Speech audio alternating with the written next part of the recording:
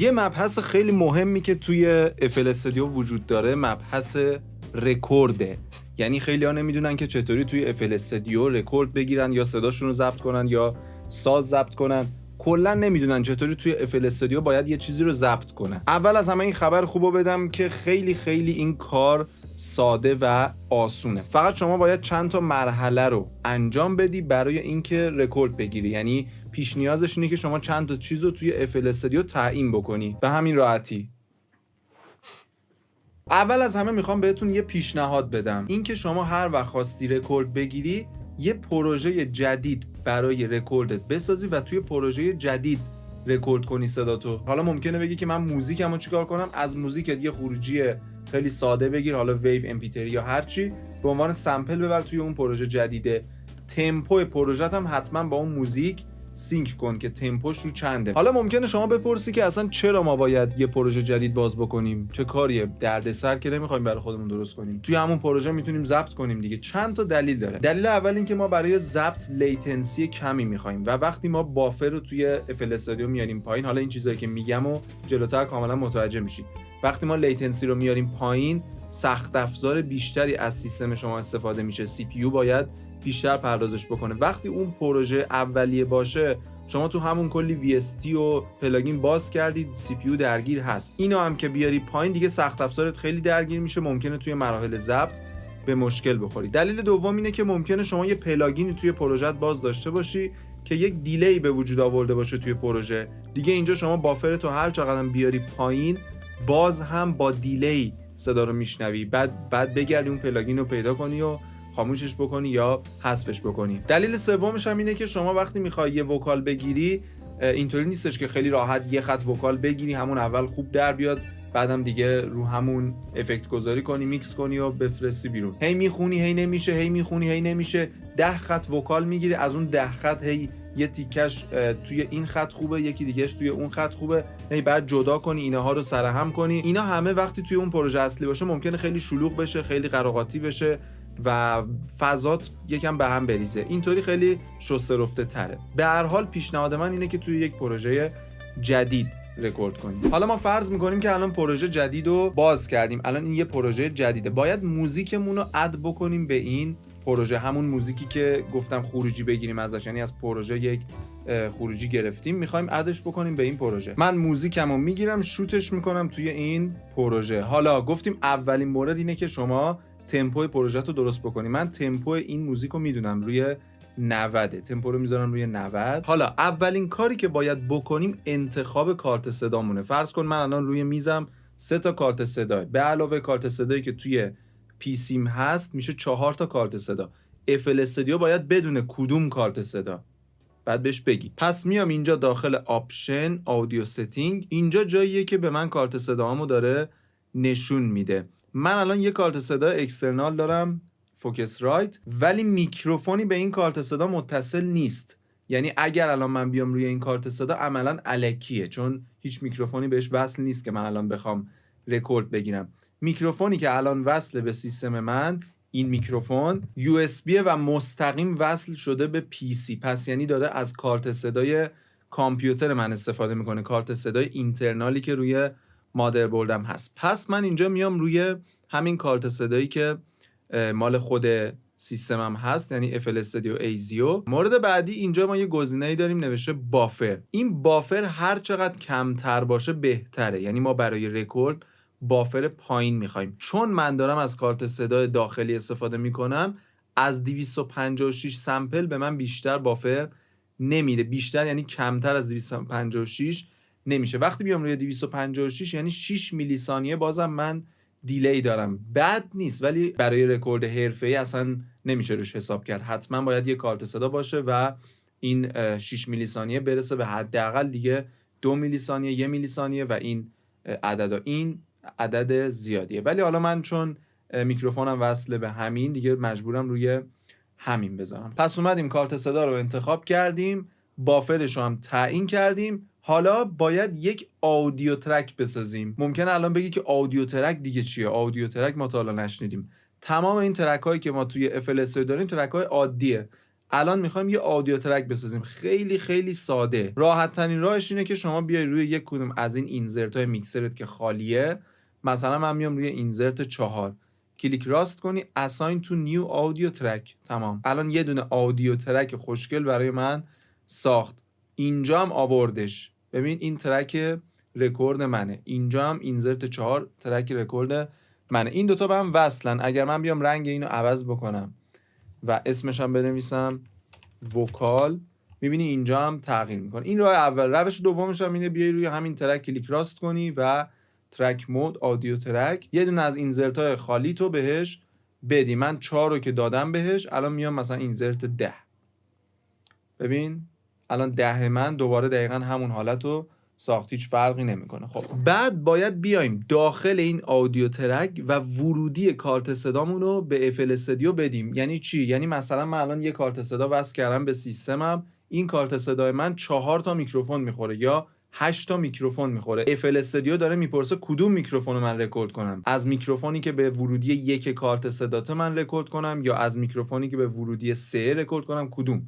شما باید اینو به FL استودیو بگی. از اونجایی که من از کارت صدای داخلی دارم استفاده میکنم، اینجا گزینه‌های زیادی برای من نمیاد. کلا 2 تا ورودیه که منم الان روی ورودی 1 ممکنه اگر شما کارت صدا اینجا متصل داشته باشی گزینه‌های بیشتری بیاد، چون ممکنه ورودی‌های بیشتری داشته باشی. اینجا یه نکته خیلی مهم وجود داره. ببین نوشته استریو، یعنی این بخش اولیش استریو، بخش دومی مونو. اگه بذاری روی استریو باید 2 تا میکروفون داشته باشی، یعنی باید 2 تا از ورودیات میکروفون خورده باشه که استریو رکورد کنه. یک میکروفون بند سمت چپ رو بگیره، یک میکروفون بند سمت راست. حالا چپ گفتم، این بند سمت راست، این چپ. البته از سمت شما درست بود دیگه. پس باید 2 تا میکروفون داشته باشیم. من که الان یه دونه میکروفون متصل دارم، اگر استریو رو بزنم اینجا یه دونه از ورودی‌ها رو به من بیشتر نمیده. میبینی فقط داره توی بند سمت چپ ضبط میکنه. پس من اینجا میام روی ورودی 1 توی مونو.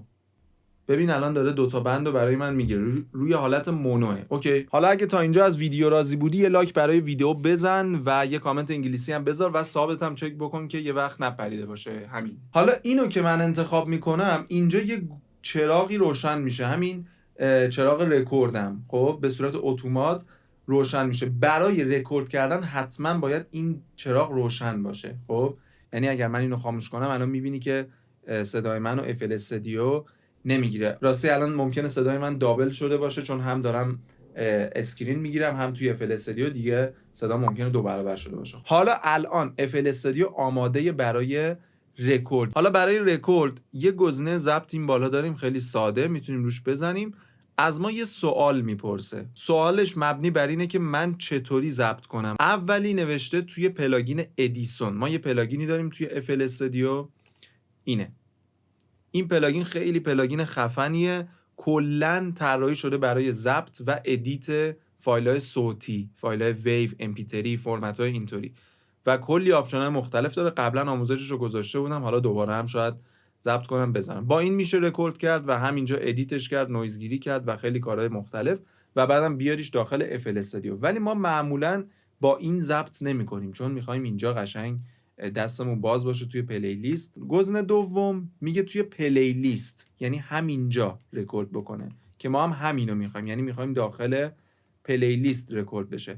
گزینه سوم هم که گفته نوت ها و اتوماسیون ها رو سیو میکنه، که الان ما با این کاری نداریم. این برای مواقعیه که شما میخوای یه ملودی بزنی با میدیت و FL استودیو رکورد کنه، اینو میزنی.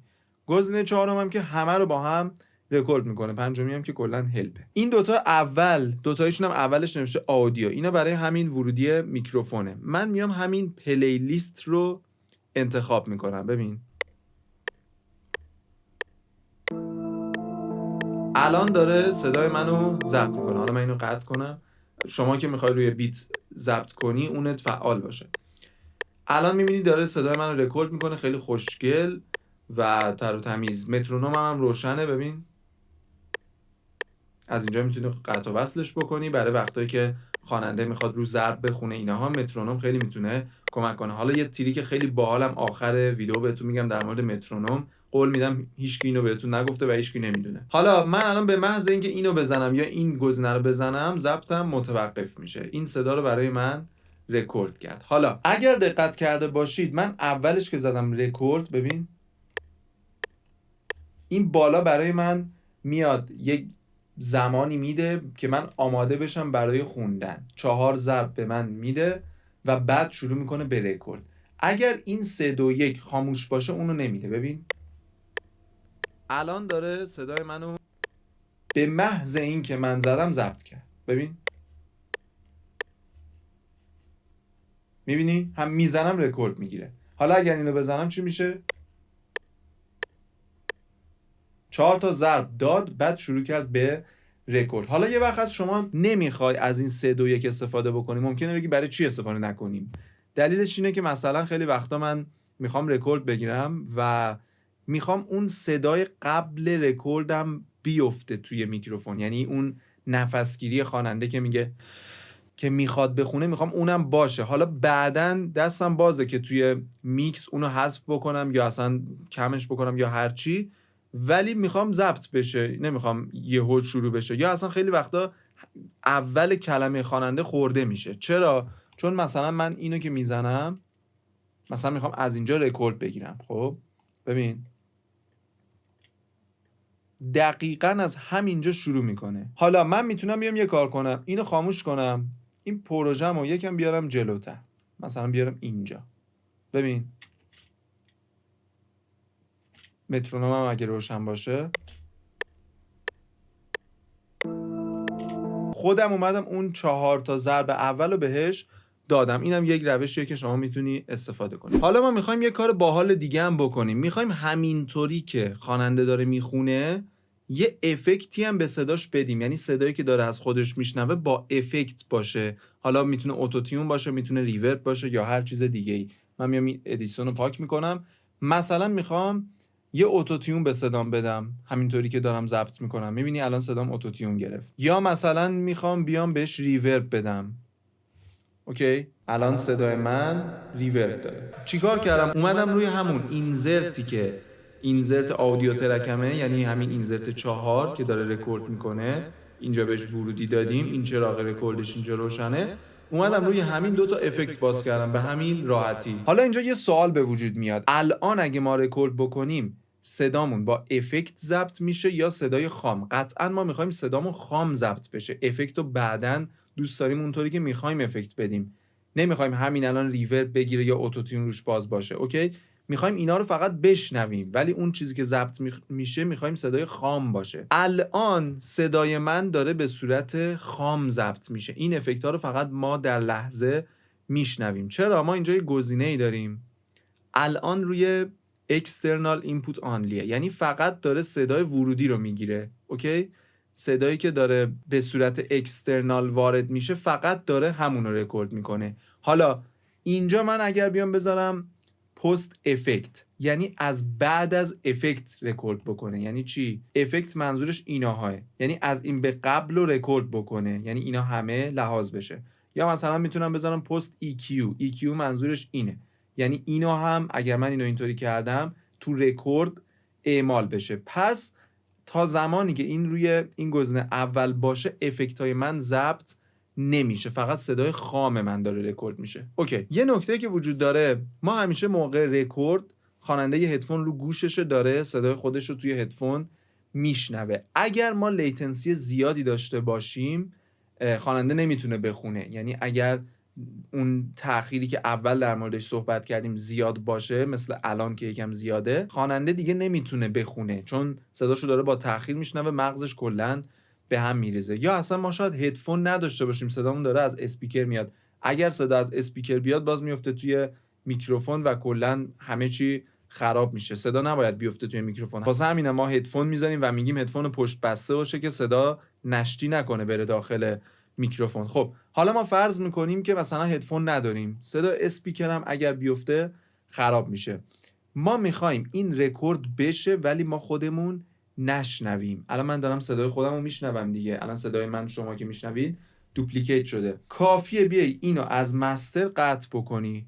اوکی الان من اگر رکورد رو بزنم میبینی داره رکورد میکنه ولی من صدای خودم رو نمیشنوم چون از مستر قطعه. خب در مورد مترونوم شما الان دیدید چی شده. ببین من مترونوممو اینجا دارم، یه ترک دارم برای، یعنی یه اینزرت دارم برای مترونومم. میتونم صدای مترونوممو کم کنم، میتونم زیاد کنم، میتونم بیام مترونوممو EQ کنم